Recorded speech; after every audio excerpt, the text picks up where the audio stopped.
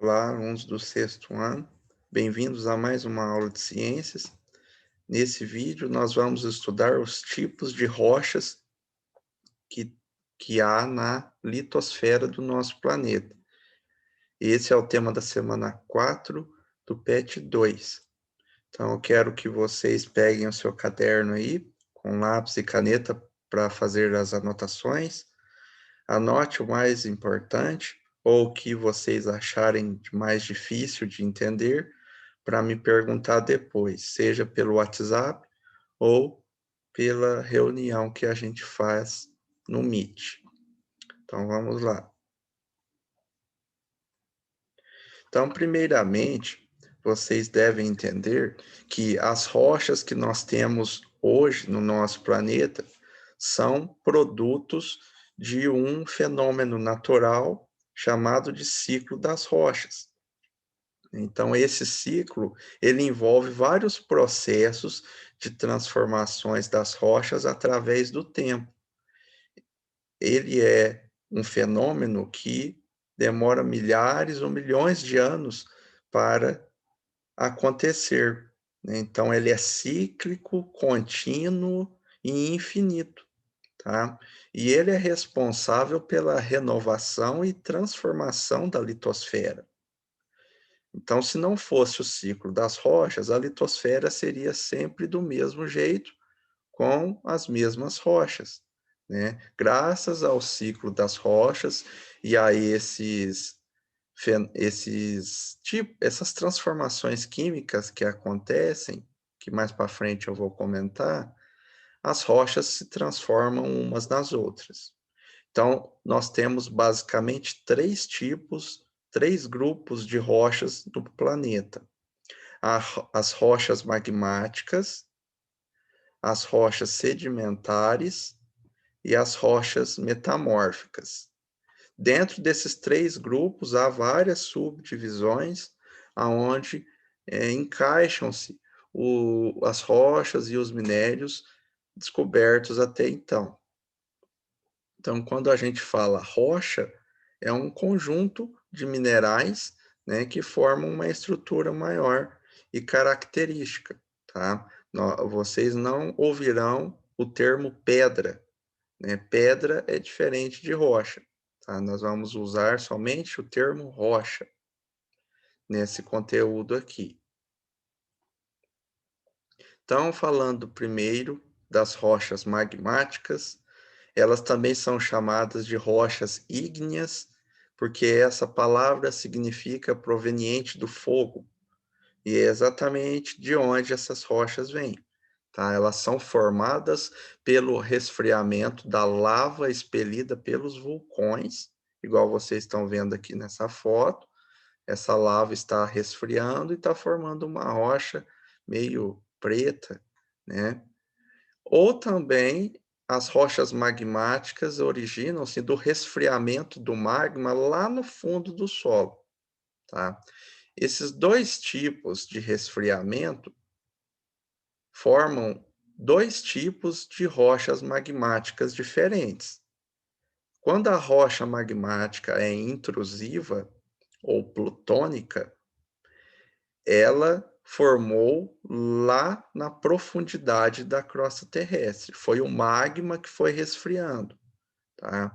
Então, elas têm características químicas e físicas diferentes, né? Um exemplo de rocha magmática intrusiva é o granito.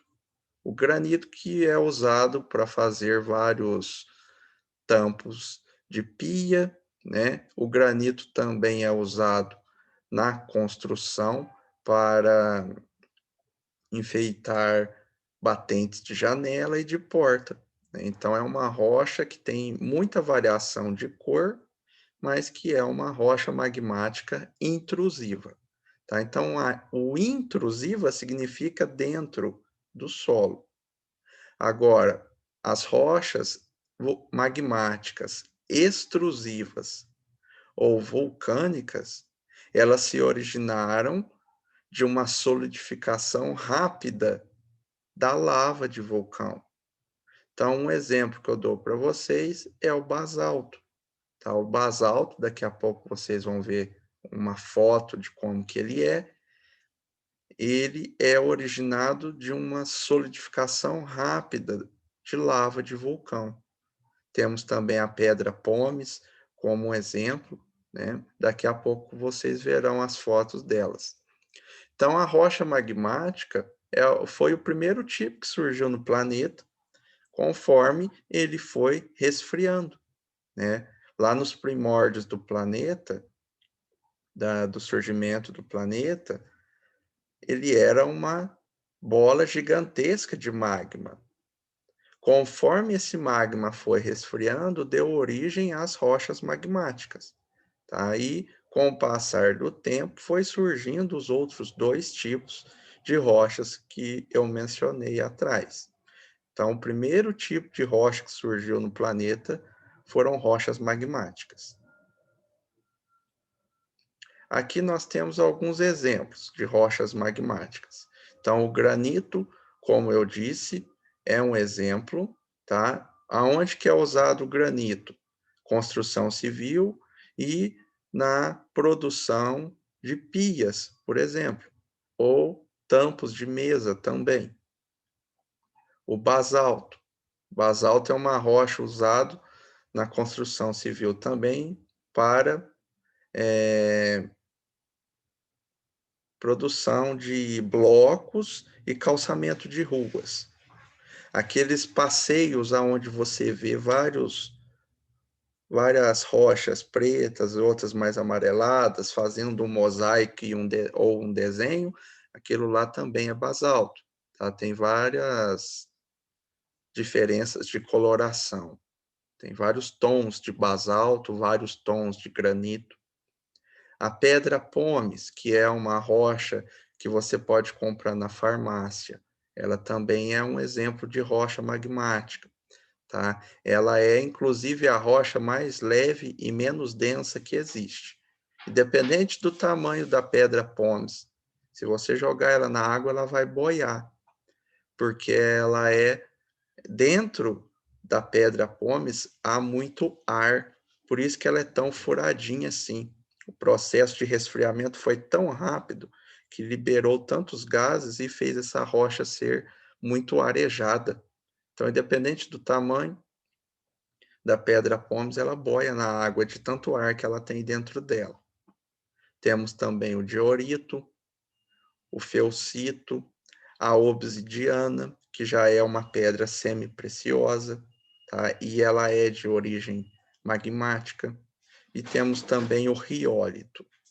Então, vocês podem ver que há muitos minerais diferentes nas rochas magmáticas e que fazem várias pintas, várias manchas diferentes, né? Isso é resultado do processo de resfriamento do magma. A cristalização nessas rochas, ela é bem heterogênea, né? E forma-se essas colorações que vocês veem nessas rochas. Em outros casos, né, nas rochas intrusivas, às vezes a cristalização já é mais homogênea, igual na obsidiana, né? Segundo tipo de rocha são as rochas sedimentares. Elas têm esse nome porque são formadas através de sedimentos das outras rochas, né? Essas rochas, quando a gente observa elas, nós vemos camadas, e essas camadas são formadas pelos sedimentos que foram compactados com o decorrer do tempo, né? Então, se a gente olha uma encosta aonde tem rochas sedimentares, vocês verão várias camadas, várias linhas de sedimentos com coloração diferente, né? Então, o que forma esses sedimentos? São os processos de intemperismo e erosão da rocha magmática e até da rocha metamórfica, tá? Ela, com o tempo, essas rochas são esfareladas, vão sendo desintegradas com a ação de vários agentes. E esses sedimentos vão se acumulando em algum local e as camadas de cima vão fazendo peso e pressionando as de baixo, e formam-se, assim, depois de milhares de anos, as rochas sedimentares. Então, quando você pega duas rochas sedimentares e esfrega uma na outra, vai sair um pó que é exatamente esses sedimentos, né? Então, pode ser rochas mais arenosas, mais argilosas, né? Ou sair grãos maiores, que aqui a gente ilustra como os balastros, tá? Então, uma rocha sedimentar sempre solta grãos. Aí, esses grãos dependem da constituição dessa rocha sedimentar. Aqui nós temos alguns exemplos. O arenito, que é uma rocha basicamente feita de areia, que foi compactada. O argilito é uma rocha formada basicamente de argila, que foi compactada. Nós temos a dolomita, que é aquela típica pedrinha branca que enfeita os vasos de consultórios. A limestone, que é a rocha de onde tira-se aquela pedra de amolar, né? Então, quem usa pedra de amolar sabe que conforme você vai amolando a faca nela, vai saindo alguns grãozinhos, né? Que são os sedimentos que formaram essa rocha. E temos também o calcário. O calcário é uma rocha que geralmente é pulverizada para usar na lavoura e recuperar o pH do solo, neutralizar o pH do solo. Nas rochas sedimentares, acontece um processo especial que é impossível ou muito difícil de acontecer nas outras rochas, que é a fossilização. Então, quando os paleontólogos acham fósseis em rochas, 90% das vezes é uma rocha sedimentar, porque ela favorece esse processo aqui, o acontecimento dele. Então, o que são esses fósseis? São vestígios de organismos do passado, né? Para ser considerado um fóssil, tem que ter mais de uns 1000 anos. E esses fósseis, eles são preservados com o passar dos anos no meio das rochas sedimentares. Então, por que que é mais fácil a rocha sedimentar você encontrar um fóssil nesse tipo de rocha? Você tem que entender como que é feito esse tipo de fóssil, tá? A mineralização. A mineralização é um tipo específico de processo de criação de fóssil. Então, como que ela acontece?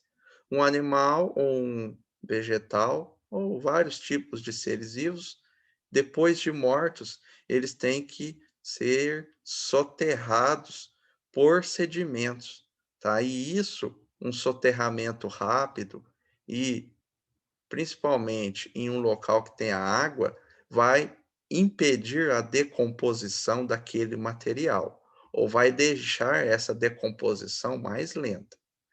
E aí, com o passar do tempo, os minerais desses sedimentos, por ação da água, eles vão infiltrando nesse organismo que morreu, vai saindo, vai substituindo a parte orgânica por parte mineral. Isso vai acontecer de forma maior nas partes mais duras. As partes mais moles desse organismo não dá tempo de mineralizar. Então, por isso que se acha fósseis, principalmente de partes duras dos seres vivos. As partes mais moles é mais difícil de conservar na rocha sedimentar.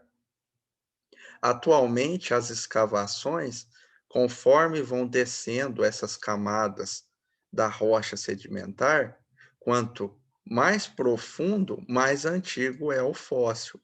Os fósseis das camadas mais externas, mais perto da superfície, são fósseis mais recentes.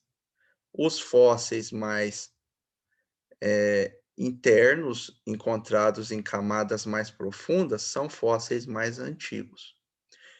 E pode-se determinar a idade desses fósseis analisando a radiação que o carbono ou o urânio vai refletir nessas rochas. Assim determina-se a idade desses fósseis ou das rochas sedimentares. O último tipo de rocha são as rochas metamórficas.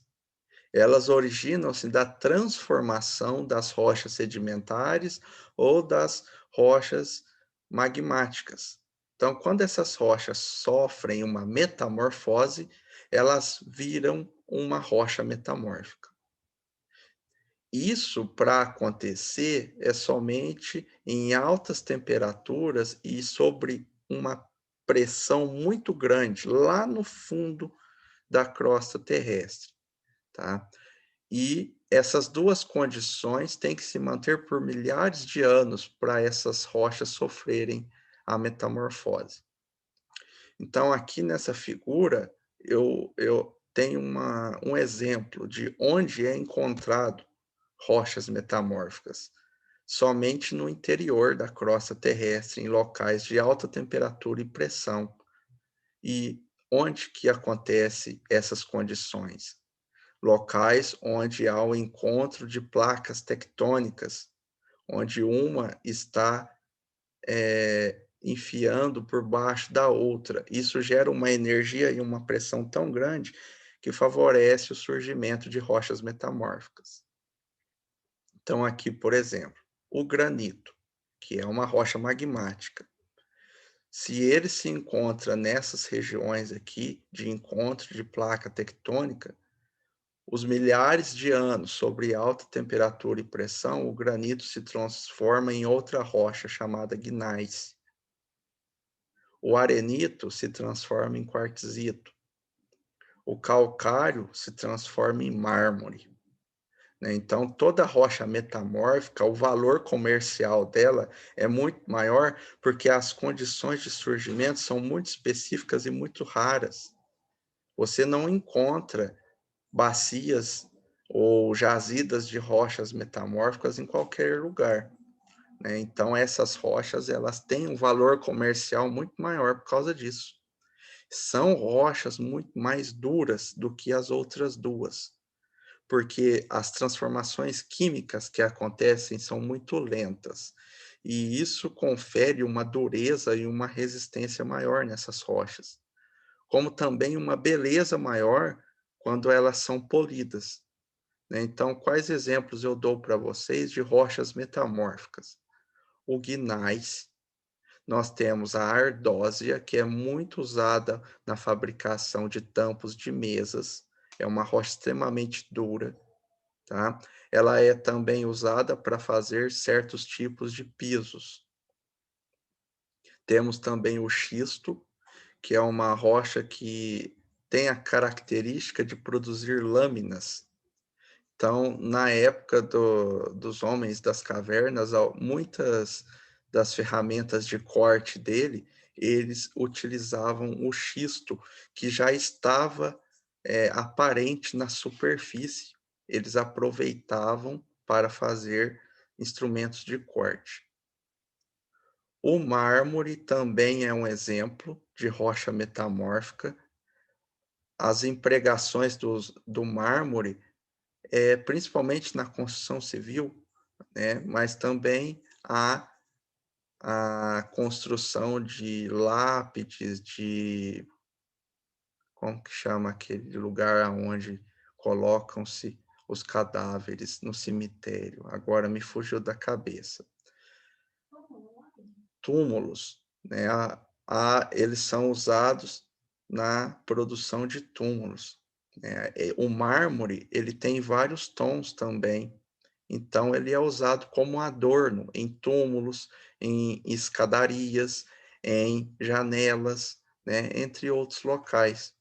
E temos também a serpentinita, que é uma rocha metamórfica de tom verde, por causa dos elementos químicos que tem nela e dos minerais. Então, para finalizar, essas rochas, como eu disse, podem se transformar umas nas outras através do ciclo das rochas. esse ciclo ele tem algumas etapas que são as transformações sofridas pelas rochas, né. Então aqui nós temos 2 exemplos de figuras que retratam o ciclo das rochas. Vamos começar sempre no magma, tá. Então quando o magma, ele vai resfriando, vai acontecendo a cristalização dos minerais que tem nessa pasta quente. E essa cristalização origina quem? As rochas magmáticas, tá.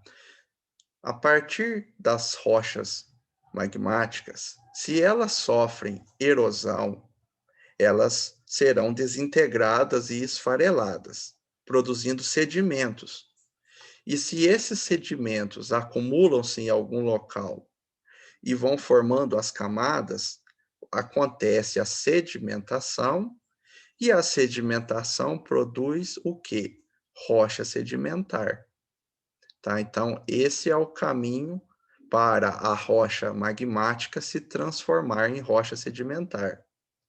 Agora, se essa rocha magmática fica no interior do solo, sofrendo a ação de altas temperaturas e pressões, ela se transforma em quem? Em rocha metamórfica, tá? Então a rocha magmática pode se transformar em metamórfica. Agora, se a rocha sedimentar, ela sofre um enterro tectônico, né, um enterro muito grande lá no subsolo, essa rocha sedimentar pode sofrer o metamorfismo e também se transformar em rocha metamórfica. Agora, essa rocha metamórfica, se ela está em uma profundidade muito grande, sofrendo uma pressão enorme, ela pode derreter novamente, sofrer a fusão e retornar ao estado de magma. Tudo depende do local aonde essa rocha metamórfica estiver, tá? Então, as condições para acontecer o ciclo da rocha são específicas, né? Aqui nessa figura também mostra as mesmas, transformações, né? A fusão, qualquer rocha que sofrer fusão se transforma em magma novamente, né? Então o magma é o quê? Nada mais do que rocha fundida, que chega à superfície numa erupção vulcânica ou pode ir resfriando lentamente lá no fundo do solo.